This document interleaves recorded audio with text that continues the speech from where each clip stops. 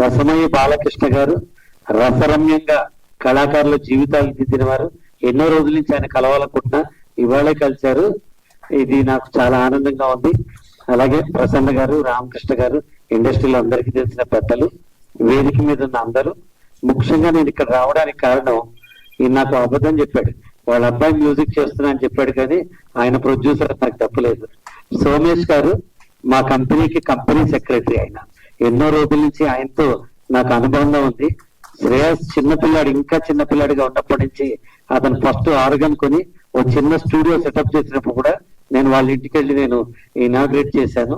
All the very best నాన్న, your child prodigy, your going to rule. Director గారిని ఎప్పుడు గుర్తుపెట్టుకో జీవితాంతం. జంజాల గారి పేరు తలవకుండా నేను ఒక్కరోజు ఉండను, నువ్వు శ్రీనివాసరెడ్డి గారి పేరు తలుచుకో. ఎంత పైకి వచ్చినా గురుపాఠం పట్టుకున్న వాళ్ళు జీవితంలో ఎప్పుడూ పైకి వెళ్తారు. ఒక చిన్న సినిమా గొప్ప ప్రభావాన్ని చూపిస్తుంది. మనం అనుకుంటే అంత పెద్ద పెద్ద సినిమాలే వస్తాయి. మార్పు, ఒక మాధురి సినిమా మార్పు తెచ్చి ఉంటుంది, ఒక బలగం సినిమా మార్పు తెచ్చి ఉంటుంది. నేను ఆత్మకథ, తెలుగువారి ఆత్మ గౌరవాన్ని పెద్ద చేయాలని మనస్ఫూర్తిగా కోరుకుంటున్నాను. సురేష్ తమ్ముడు ఎన్నో సినిమాలు, ఎన్నో ప్రాజెక్టు కలిసి చేసాం. ఆయన పేరులోనే జెమిని ఉంటుంది. మేము జెమిని టీవీ పుట్టినప్పటి నుంచి టీవీ ఇండస్ట్రీ వాడిని కాబట్టి బాగా తెలుసు. ఈ కళలు ఉన్నాయని తెలియలే, రొమాన్స్లు, ఫైట్లు ఇవన్నీ ఉన్నాయని ఫస్ట్ టైం చూశాను. ఎప్పుడు రాముడు మంచి బాలుడు అలాంటి వేషాలు వేసేవాడు. Best wishes. అసలు కథలో పాత్రే హీరో కాబట్టి you are the hero and you remain to be hero. Stage మీద ఉన్న పెద్దలకి, విచ్చేసిన మీ అందరికీ మనస్ఫూర్తిగా చెప్తున్నా, ఒక్కసారి సినిమా థియేటర్కి వెళ్ళి సినిమా చూడండి. ఓటీలో సినిమాలు చూస్తే మజా రాదు, సినిమా థియేటర్కి వెళ్ళి సినిమా చూస్తేనే మజా వస్తుంది. ఎందుకు సినిమా థియేటర్కి వెళ్ళాలి? మన ఇంట్లో ఉన్న ఆడవాళ్ళ కోసం వెళ్ళాలి. ఒక 1000 రూపాయలు చీర కొనుక్కుంటే మా ఆవిడ ఎక్కడ కట్టుకుంటుంది? ఆవిడ చక్కగా చీర కట్టుకుని సినిమాకి వెళ్ళి భర్త చేయి దగ్గరగా పట్టుకుంటే ఆ కిక్కే 1000 రూపాయలు. అందరూ ఫ్యామిలీ అంతా సినిమాలు చూడాల్సిందే. ఓటీటీలు ఉన్నాయి, చూద్దాం, ఎప్పుడు కావాలంటే అప్పుడు చూద్దాం. థియేటర్కి వెళ్ళి సినిమా చూడండి, ఆస్వాదించండి. 3 గంటలు మనం మర్చిపోయి ఇట్లాంటి మంచి సినిమాలు చూడాలని కోరుకుంటూ, చాలా మంది పెద్దవాళ్ళు ఉన్నారు. Thank you very much. అది ఇంకొకసారి నేను మాట్లాడతా. అసలు ఈ కథ గురించి చెప్పలేదు మీకు. ఈ కథ అంటే హారర్ కాదండి. ఈ కథ హారర్ మూవీయే కాదు. ఎందుకంటే దీంట్లో ఒక మంచి సందేశాన్ని ఇస్తున్నాను నేను. ఎందుకంటే ఇప్పుడు మా ఫాదర్ ఇంకొకళ్ళు 90 years తర్వాత చనిపోయినప్పుడు బయట వాళ్ళు వచ్చి డెడ్ బాడీ అను, అదే ఆ బాడీ ఈ బాడీ అని అంటారు. 90 ఏళ్ళు మనతో కలిసి ఉన్న వ్యక్తి చనిపోతే డెడ్ బాడీ అని ఎందుకంటారు? అనకూడదు కదా అనే దాన్ని మనం ఈ కథ ద్వారా, అలాగే ఒక మూఢనమ్మకాలని నమ్మొద్దు అనే దాని ద్వారా, ఈ కథ ద్వారా నేను చెప్పాలనుకుని దానికి కొంచెం అన్ని కలిపి ఈ కథను తయారు చేశానండి. ఎందుకంటే కథ గురించి చెప్పలేదు, అందుకని చెబుతాం అనుకున్నాను. Thank you. ప్రసన్న కుమార్ గారు, రామకృష్ణ గారు. ప్రెస్ మీడియా మిత్రులకు, వేదిక అలంకించినటువంటి ప్రజలందరికీ నమస్తే అండి. ఆత్మకథ, story, screen play, direction Srinivas నాకు చాలా ఏళ్ళ నుంచి తెలుసు. రేపు పిక్చర్ ఇది రిలీజ్ అవుతుందంటే ఇంకో పిక్చర్ రెడీగా 5 రోజుల క్రితం ఒక పిక్చర్ స్టార్ట్ చేసింది. అంటే సినిమా అంటే ఆయనకి ఎంత ప్రేమ అంటే అయినా చెప్పేశారు. మొత్తం అంతా చెప్పడానికి ఏం లేదు, నేను చెప్పాల్సిందే. వాళ్ళ ఫ్యామిలీ మొత్తం అంతా కూడా సినిమా పిచ్చి అంటారే, సినిమా పిచ్చి. కొడుకు కానీ కూతురు కానీ.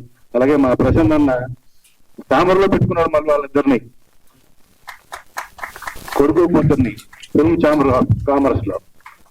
అలాగా శ్రీనివాస్ గారికి సినిమా మొత్తం మ్యాక్సిమం మా రిథమ్ స్టూడియోలో చేసాం.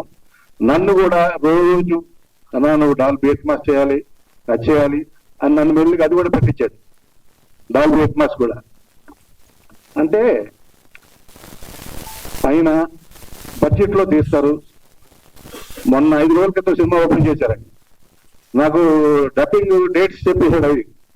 అంటే ఆయన ఎంత కాన్ఫిడెన్స్ అంటే సినిమా ఈలోగా ఫినిష్ అవుతుంది, రెడీగా ఉండు డబ్బింగ్ కి అని.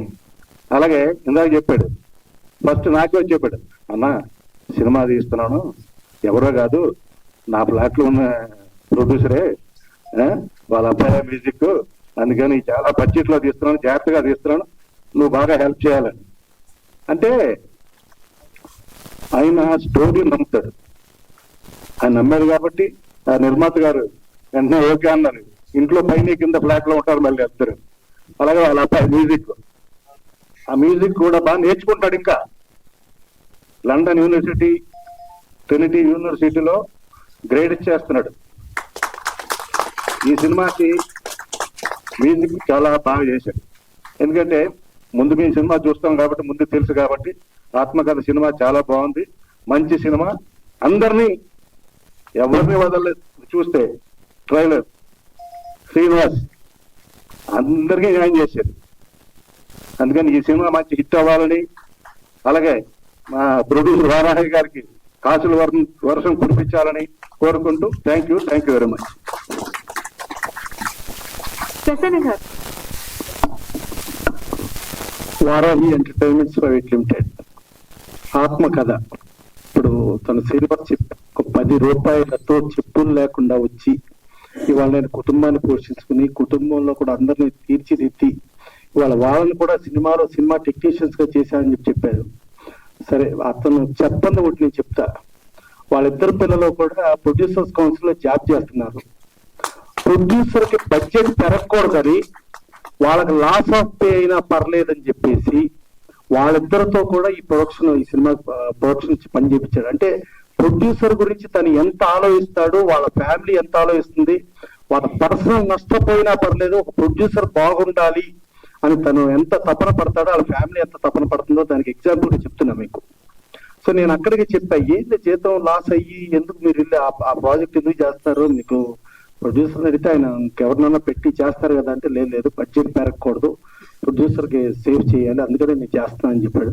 సో అట్లాగే మా ఓనరే ప్రొడ్యూసరు, వాళ్ళ అబ్బాయి మ్యూజిక్ డైరెక్టరు అని చెప్పి చిన్నపిల్లాడైనా పెట్ట కొంచెమైనా కోర్టు చాలా ఘనం అన్నా, చాలా గొప్ప మ్యూజిక్ డైరెక్టర్ అవుతాడు, ఫ్యూచర్ లో అతను ఎక్కడికో వెళ్ళిపోతాడు అని చెప్పి మరీ చేశాడు. చేసి తను 14 సినిమాలు చేస్తే ఏ ఒక్క ప్రొడ్యూసర్ దగ్గర నుంచి కూడా శ్రీనివాస్ మీద కంప్లైంట్ లేదు. ప్రతి ఒక్కళ్ళు తను రూపాయి చెప్తే 75 పైసల్లోనే ఫినిష్ చేశాడనే పేరే అన్నాం, కానీ రూపాయి 10 పైసలు చేశాడని చెప్పి ఎవరిదే అనలేదు. అంత పర్ఫెక్ట్ అను. సరే, ఇవాళ ఇంతమంది అటెండ్ అయ్యారు. ఇక రసమయ్యి బాలకృష్ణ గారు, ఆయన కళాకారుడుగా ఉన్నప్పటి నుంచి తెలంగాణ రాకముందు నుంచి నాకు పరిచయం. ఆయన తెలంగాణ రాకముందు ఒక కళాకారుడిగా ఎలా ఉన్నాడు, తర్వాత ఎమ్మెల్యే అయ్యి సాంస్కృతిక సారథి అయ్యి మళ్ళా ఎమ్మెల్యే అయ్యి మళ్ళా ఇలా జర్నీ చేస్తా ఉంటే నాకు మొదట కనిపించిన ఆ రసమయ్యి బాలకృష్ణ ఆయనే ఇప్పుడు కనబడుతున్నాడు. కానీ మధ్యలో ఎమ్మెల్యే అయ్యా, సాంస్కృతిక సారథి అయ్యా అని చెప్పి కొంచెం ఆకాశం ఎప్పుడు చూసేవాడు కదా, ఆయన నేల మీద చూస్తూ నేల మీదే ఉండే మనిషి. అలాంటి రసమయ్యి బాలకృష్ణ గురించి ఇప్పుడు 35,000 అంటే 150 రూపాయలకి సింగర్స్ వచ్చి చదువుతున్న వాళ్ళకి 35,000 ఆయన ఇప్పించాడని చెప్తా అంటే డెఫినెట్ గా రసమయ్యి బాలకృష్ణ గారు ఆయన నేల మీద ఉంటూ నేల మీద ఉన్న ప్రతి ఒక్కడి గురించి ఆలోచించాడు అనేది మనం చూసుకోవచ్చు. ఇంకా హీరో సురేష్ తను ఎంత కోఆపరేటివ్, బిగినింగ్ డే నుంచి దీనికి గెస్టులు రావటం కానించి ప్రతి ఒక్కరు కానీ, అదేది ఆయన పేరులో జమినీ సురేష్ ఉంది కానీ జమినీ కిరణ్ వచ్చినప్పుడు చాలా ఎక్కువ టెన్షన్ పడ్డాడు.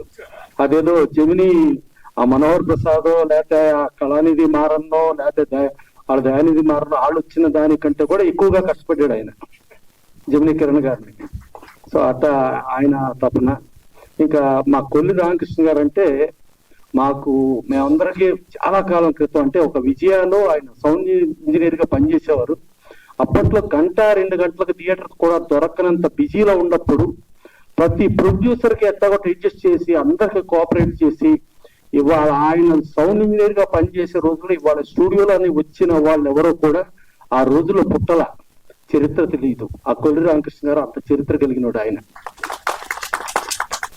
ఇక్కడ వచ్చిన పేరున వచ్చిన ప్రతి ఒక్కళ్ళు కూడా పూర్తిగా ఏదో పెదాలతో మాట్లాడామని కాకుండా నిజంగా మనసుతో డెఫినెట్ గా ఈ సినిమా బ్రహ్మాండంగా ఆడాలి, ఈ ఆత్మకథ బ్రహ్మాండంగా ఆడి అందరికీ చాలా మంచి జరగాలని చెప్పి కోరుకుని అందరూ వచ్చారు. సో డెఫినెట్ గా వీళ్ళ ఆశీస్సులతో డెఫినెట్ గా ఈ సినిమా సూపర్ హిట్ అయ్యి మా శ్రీనివాస్ సినిమా ఒకటి ఫినిష్ అయ్యి ప్రీ రిలీజ్ ఈవెంటో లేకపోతే ఇంకోటి పెట్టే లోపల ఇంకో సినిమా ఓపెన్ చేసేస్తాడు. అంటే అతని మీద అంత నమ్మకం ప్రొడ్యూసర్స్ కి. డెఫినెట్ గా అన్ని సినిమాలు అతను బ్రహ్మాండంగా ఆడి ఈ సినిమాకు కూడా చాలా మంచి లాభాలు వచ్చి ఇంకెన్నో సినిమాలు తీయాలని మనస్ఫూర్తి కోరుకుంటూ, వీళ్ళందరి ఆశీస్సులు మీ ఆశీస్సులు మూట కట్టుకుని అది కలెక్షన్ రూపంలో కనకవర్షం కురవాలని కోరుకుంటూ థ్యాంక్ యూ. రసమై బాలకిషన్ గారు. ఈనాటి ఆత్మకథ టైటిల్ ఆవిష్కరణ కార్యక్రమంలో నాకు భాగస్వామ్యం కల్పించినటువంటి ప్రొడ్యూసర్ గారికి, డైరెక్టర్ గారికి, అలాగే వేదిక మీద ఉన్నటువంటి మహనీయులందరికీ పేరు పేరున హృదయపూర్వకంగా కళాభివందన తెలియజేస్తా ఉన్నా.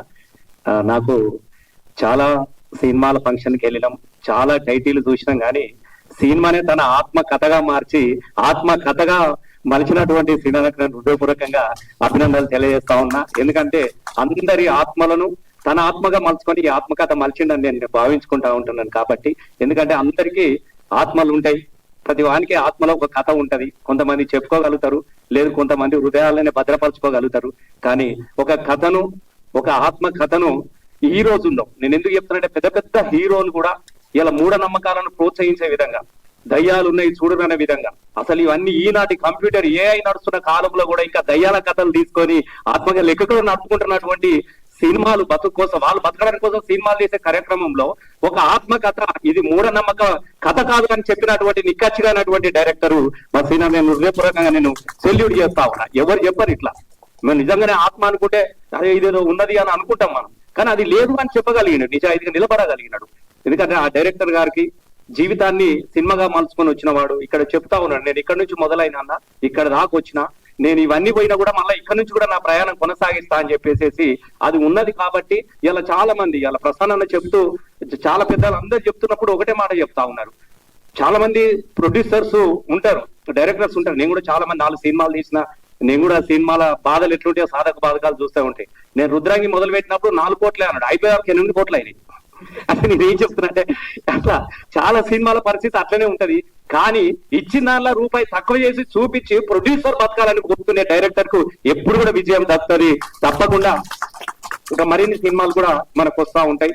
పెద్దలు ప్రతిభని వారు చెప్పిన తర్వాత ఇంకా సినిమాల గురించి చెప్పాల్సిన అవసరం లేదు. చిన్న పిల్లగాళ్ళన్నప్పటి నుంచి వారి సినిమాలు చూసి పెరిగిన వాళ్ళం. ముఖ్యంగా ఈ చిన్న పిల్లోడు తమ్ముడు, నీ పేరు శ్రేయస్, నాకు వారశ్రీని చూస్తా ఉంటే ఐపీఎల్ లో నాకు సూర్యవంశీ వైభవం చూసినట్టు అనిపిస్తా ఉన్నది. ప్రపంచం అంతా ఆ పిల్లగాని కోసం చూస్తా ఉన్నది. రేపు భవిష్యత్ అంతా నీ కోసం చూసే విధంగా నువ్వు ఎదగాలని కోరుకుంటున్నా నేను. ఖచ్చితంగా నీకు ఆ రోజు ఎంత చిన్న పిల్లోడు ఇంత ధైర్యంగా ఒక సినిమా బ్యాక్గ్రౌండ్ చేసి చేయడం అనేది చాలా గొప్ప విషయం. తప్పకుండా నీకు మంచి భవిష్యత్తు కలగాలని మనస్పూర్వకంగా కోరుకుంటూ, ఇంకా సురేష్ భాయ్ గురించి నేను చెప్పాల్సిన అవసరం లేదు. వారు అందరూ వాడు ఇక ఇంతకన్నా నేను చెప్పలేను, అన్ని చేయగలుగుతాడు, ఒక అద్భుతమైనటువంటి నటుడు. ఇంకా మిగతా వాళ్ళు ఇక అందరికన్నా మా మల్లన్న గాని, ముఖ్యంగా మల్లిక్ తేజ తమ్ముడు కూడా చాలా అద్భుతమైనటువంటి మెలోడీస్, ఎన్నో ఫోక్ సాంగ్స్, కొన్ని వందల ఒక పాట చేస్తే కొన్ని మిలియన్స్, వందల మిలియన్స్ సృష్టించగలిగినటువంటి ప్రతిభ తమ్మునికి ఉన్నది. ఇక అందరూ నా ఆత్మీయులే. అందరికన్నా ఇక్కడ విజయలక్ష్మి గారి గురించి చెప్పాలి. ఎవరికి తెలియని మా ఇద్దరు ఆత్మలను ఒక 45 సంవత్సరాల తర్వాత మా ఇద్దరు ఆత్మలను ఒక వేదిక మీద ఆవిష్కరించాడు. సీనన్న కూడా తెలియని విషయం ఏంటంటే, మేము టీపీఆర్ఓ ప్రోగ్రామ్స్ వారి హరికథ చెప్పేవాళ్ళు, నేను జానపద పాటలు వాడాను 50 రూపాయల కోసం మేము ఇద్దరు కూడా. ఎందుకంటే ఇద్దరు వారు చేయకుండా మరి సిద్దిపేట మెదక్ జిల్లా వాళ్ళం కాబట్టి అప్పుడు ప్రభుత్వం వారి కథగా చెప్పడానికి కోసమని నేను జానపద పాటలు పాడేటప్పుడు అప్పుడు ఇంటర్మీడియట్ లో ఉన్నా. అంత పెద్ద వయసు అనుకోకూడదు నన్ను. మళ్ళా చిన్న పిల్లలు ఉన్నప్పుడు వారి కోసం ఎంత పెద్ద గొప్ప ఆర్టిస్టో. ఇలా నిజంగా చాలా సంతోషం. వారికితోని 45 సంవత్సరాల తర్వాత మళ్ళీ వేదికను పంచుకునే అవకాశం నాకు వచ్చినందుకు నేను నిజంగా నా ఆత్మను ఒక రకంగా నన్ను నేను ఆవిష్కరించుకున్నట్టుగానే నేను భావించుకుంటా ఉంటున్నా. తప్పకుండా ఇది మంచి విజయంగా జరగాలి, దీనికి విజయం కలగాలని కోరుకుంటా ఉంటున్నా. తెలుగు ప్రేక్షకుల యొక్క ఆత్మలను ఆవిష్కరించే ప్రయత్నంలోనే ఈ ఆత్మ కథ అని నేను భావించుకుంటూ దీనికి తప్పకుండా సక్సెస్ కావాలి. ఎందుకంటే ప్రేక్షకులను కూడా కోరుకుంటా ఉన్నా. ఒక ప్రొడ్యూసర్ బతకగలిగితే ఇంకా 1000 మందిని బతికించగలుగుతాడు. కాబట్టి ప్రతి సినిమా తీసే ప్రతి ప్రొడ్యూసర్ ఎదిగితే డైరెక్టర్ గా ఉంటది. డైరెక్టర్ నమ్ముకొని ఇంత మందిగా వాళ్ళు కూడా ఉంటారు. అలాగే కళ్యాణ్ గారి కూడా ఈ సందర్భంగా చాలా మంది మిత్రులను కలుసుకునే అవకాశం నాకు వచ్చింది. చాలా థ్యాంక్స్ అండి. ఇది తప్పకుండా విజయం జరగాలని కోరుకుంటూ అందరు క్షమించాలి. నేను కరీంనగర్ పోయి ఎడుతుంది అన్న కోసం కరీంనగర్ నుంచి వచ్చింది సీన్ అన్న కోసమే. ఎందుకంటే వారి మంచి మనసు, వారు చాలా మంచివాడు, మంచి మనసు. కాబట్టి తప్పకుండా నేను కూడా పోవాలి, నా మద్దతు కూడా ఉండాలన్న ఉద్దేశంతో నేను వచ్చిన. అన్న నేను వెళ్ళిపో. థ్యాంక్స్ అన్న, ఇది మంచి సక్సెస్. Thank you.